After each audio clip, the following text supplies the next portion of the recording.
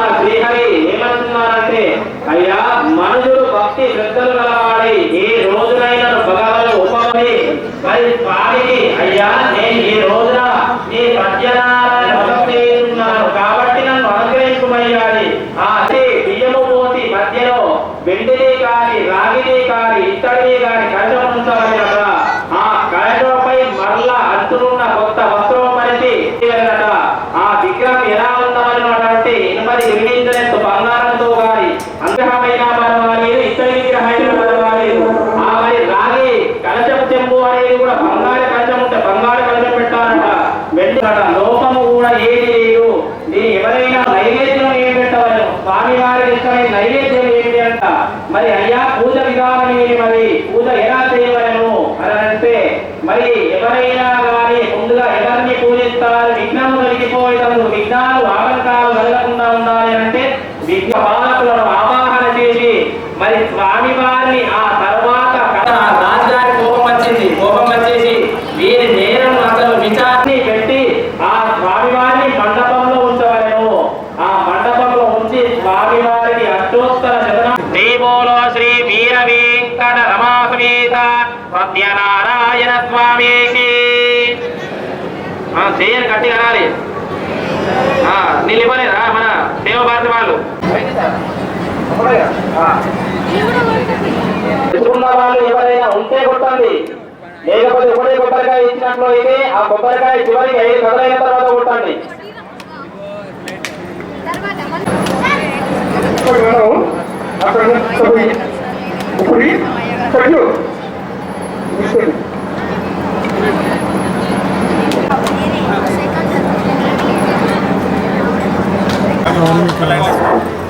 లైన్లలో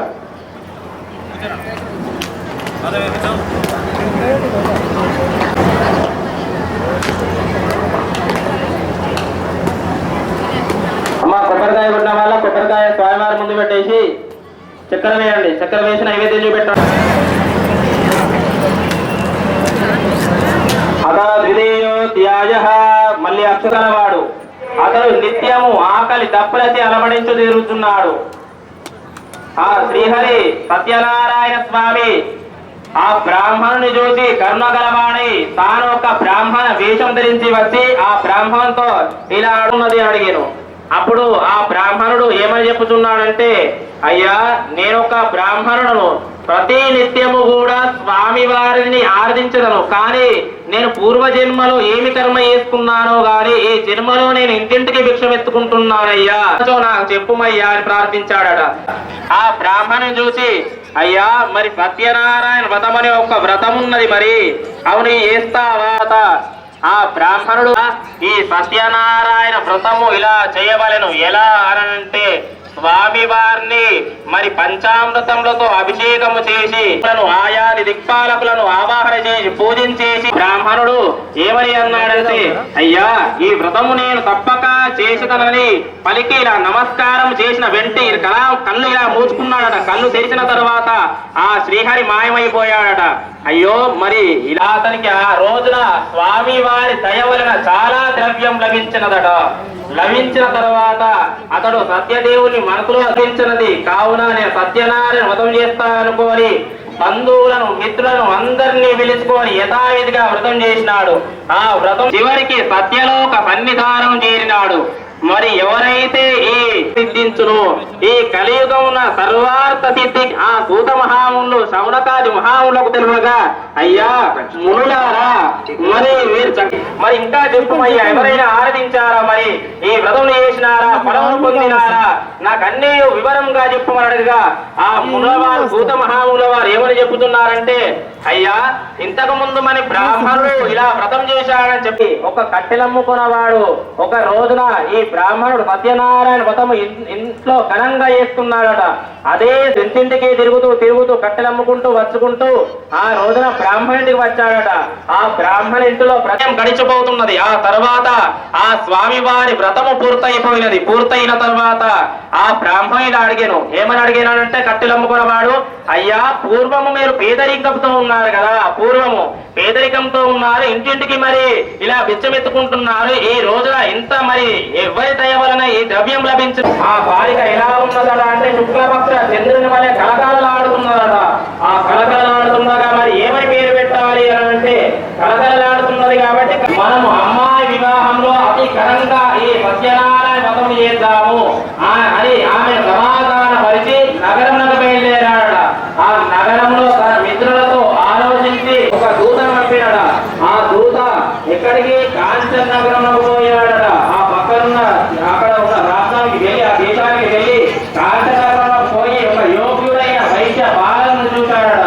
ఆ వైశ్య బాలను పట్టుకొని వచ్చేసి ఆ కుమార్తెకి ఇచ్చి వెళ్ళి ఈ వైశ్యుడు తన సత్యనారాయణ వ్రత సంగతి మర్చిపోయాడట. ఆ పెళ్లి వేడుకలో సంతానం కలిగిన తర్వాత వ్రతం చేస్తా ఉన్నాడు. ఈ రోజు మరి వివాహమైన తర్వాత వ్రతం చేస్తా ఉన్నాడు.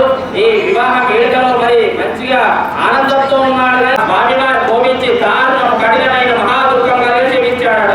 ఎవరు? సత్యనారాయణుడు. క్షమించిన తర్వాత ఆ వ్యాపారం నడిపిస్తున్నారట. ఆ వ్యాపారం నష్టం వచ్చినదట. వచ్చిన సమయంలో ఆ వైశ్యుడు మరి ఇంకెక్కడికైనా దొంగలు నడిచి రాజధాని ధరము దోచుకొని పారిపోతున్నారట. ఆ పారిపోతున్నారట.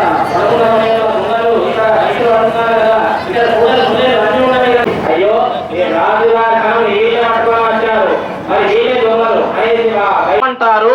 ఈ వ్రతము చేసిన ఈ వ్రతం పేరేమిటి మరి అనంటే సత్యనారాయణ వ్రతము అనంటే, ఆ వ్రతం చేసినచో ఫలితం ఏమి అనంటే, మరి వ్రతం చేస్తే సర్వ సంపద కలుగును. మనం ఎంత చేస్తున్నామని కాదు, ఏమంటారంటే ధన దరిద్రులు అంటారు. నిన్న స్వామికి చెప్తుడు, ఎంతో ధనం ఉంటది, ధనము అక్కర్ లేకుండా ఉంటది, దాన్ని మంచి సమాజానికి వినియోగించాలనే ఆలోచన మన లోపల రాదు. అలాంటి ధన దరిద్రులను కాకుండా ఇలాంటి సేవా భారతి ద్వారా మనము ఇక్కడున్న వ్యక్తుల యొక్క సంఘం అనేక కార్యక్రమాలు చేస్తుంటది. ఎక్కడన్నా చూడండి సంఘం చేసిన కార్యక్రమంలో ఏ మాత్రం లోపం లేకుండా ఏ వ్యక్తికి ఎంతవరకు అందాలో అంతవరకు అందిస్తూ అతని ఉన్నతికి సహాయపడుతూ ముందుకు తీసుకెళ్తుంటదే తప్ప అలాంటి కార్యక్రమంలో మనం భాగస్వామ్యం అయితేనే సమాజంలో ఒక ఉన్నత స్థితికి చేరుతుంది. ఈ సందర్భంగా మనందరం కూడా సమాజంలో ఒక మంచి కార్యక్రమానికి సేవా కార్యక్రమానికి ఈ రోజుగా మనము నిర్ణయం తీసుకొని ఇలాంటి కార్యక్రమాలకు సహకరిద్దాం. అయితే సంఘానికి 100 సంవత్సరాలైంది. ఈ సందర్భంగా మనము సమాజంలో ఒక మంచి మార్పు కోరుతున్నాం. సమాజంలో RSS 100 సంవత్సరాల సందర్భంగా పంచ పరివర్తన ద్వారా సమాజంలో మార్పు కోరుతున్నాము. దానిలో మనం అనేక కార్యక్రమాలు పాల్గొంటున్నాం, హిందూ సమ్మేళనాలు వాటిలో. కాబట్టి పంచ పరివర్తన మనకు తెలుసు. ఈ సామూహిక సత్యనారాయణ వ్రతంలో సంఘం యొక్క ఉద్దేశం ఏంటంటే అందరు సమానమే, ఇంటి లోపలే కులం, గడప దాడితే హిందువులం. కాబట్టి సామూహిక సత్యనారాయణ వ్రతంలో ఎలాంటి కుల భేషజాలు లేకుండా అందరం ఒకటే అనే ఆలోచనతో ఇలాంటి కార్యక్రమాలను 91 నుంచి మనము ఎప్పుడు నిర్వహిస్తున్నాం జగిత్యాలలో. కానీ దేశం అంతటా ఇలాంటి ఆలోచన సమాజము 100 సంవత్సరాల నుంచి నిర్మాణం చేస్తుంది. దాంట్లో మన బాధ్యత ఏంటి? నిజానికి సమరసత రావాలి, కులం ఉండద్దు అంటే మనం ఏం చేయాలంటే మన భరత్జీ గారు చెప్తారు, ఎప్పుడైతే నీ హృదయంలో నుంచి కులం అనే ఆలోచన బయటకు వెళ్తుందో అప్పుడు సమాజంలో అనుకోకుండా మార్పు వస్తుంది. కాబట్టి మొదట మన హృదయంలో నుంచి ఆ కులాన్ని తొలగించి మనందరం ఒకటే జాతి, మనందరం భారత మాత సంతానం అనే ఆలోచన మనం కలుగజేసుకోవాలి. అదేవిధంగా 100 సంవత్సరాల సందర్భంగా కుటుంబంలో మార్పు రావాలని, కుటుంబమే దేశానికి ఆధారం. మీరు చూస్తుంటాము పాశ్చాత్య సంస్కృతిలో వ్యక్తి దేశానికి ఆధారం వాళ్ళకు, వ్యక్తి సుఖమే గొప్ప, వ్యక్తి యొక్క సౌఖ్యాలే గొప్ప. కానీ భారతదేశంలో కుటుంబమే గొప్ప. కుటుంబం ఉన్నప్పుడే దేశం నిలబడుతుంది. కాబట్టి కుటుంబం ఆధారానికి, కుటుంబం నిలబడడానికి ముఖ్య ఆధారం తల్లి. తల్లి అంటే ఖాళీ కాదండి, ఒక కాళికా మాత. ఎన్నో పనులు చేస్తూ, వంట మిగతా పనులన్నీ చేస్తూ, ఉద్యోగం చేస్తూ, కుటుంబాన్ని సంపాదిస్తూ, కుటుంబాన్ని ఒక ఉన్నత స్థితిలో ఉంచేందుకు తన వంతుగా జీవితాంతం శ్రమిస్తూ ఉంటది. అలాంటి రక్తం మన లోపల ప్రవహిస్తూ ఉంది. అట్లాంటి సంస్కృతి ధర్మానికి సంబంధించిన రక్తం మన లోపల ప్రవహిస్తూ ఉంది. కాబట్టి ఈ కుటుంబాన్ని నిలబెట్టాల్సిన బాధ్యత మనది. మనకు కావాల్సింది ఏంటంటే మోడర్నైజేషన్, వెస్టర్నైజేషన్ కాదు. కాబట్టి ఇప్పుడున్న మన పిల్లలు మోడర్నైజేషన్ అంటే మన యొక్క చరిత్ర, సంస్కృతి ఏంది, మన పిల్లలు మన సంస్కృతి ఆధారంగా బ్రతుకుతున్నారా లేదా, కట్టు బొట్టు నియమాలు పాటిస్తున్నారా, పెద్దలను గౌరవిస్తున్నారా, ఈ వీటిలో మోడర్నైజేషన్ తీసుకురావాలి. అప్పుడే మన కుటుంబం నిలబడుతుంది. వెస్టర్నైజేషన్ గుడ్డిగా మనం అనుకరించద్దు. కాబట్టి ఈ సందర్భంగా మనము ఈ పంచ పరివర్తన కార్యక్రమాలను ముందుకు తీసుకెళ్తూ సేవా భారతి యొక్క కార్యక్రమాలను నిమగ్నం అవుతూ మనం ముందుకు వెళ్దామని ఆశిస్తూ నాకు ఈ అవకాశం ఇచ్చిన పెద్దలకు ధన్యవాదాలు.